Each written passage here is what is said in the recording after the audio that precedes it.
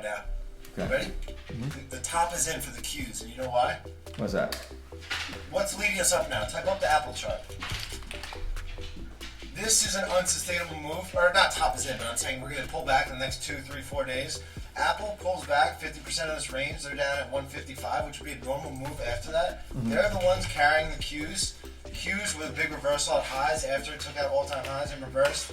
Apple makes that secondary move just to retrace it. I think the rest of the NASDAQ and tech stocks dump.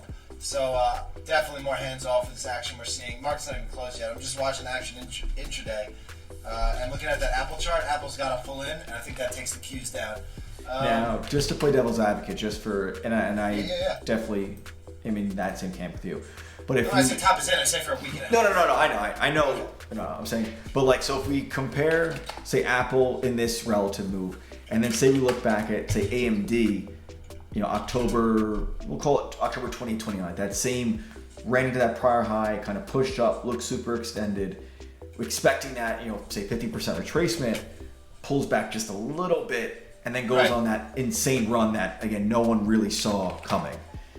And honestly, that is a great possibility because, out of all the places to put your money in this market, right now Apple looks the best, Not many things I want to buy, and this pulls into 155 or whatever that may be. I would probably look to buy Apple, even though it's still extended versus, everything else where it's not really getting that love. This is clearly getting a lot of institutional love. Big money is pouring into Apple. They announced that the car news or whatever. So that could definitely happen.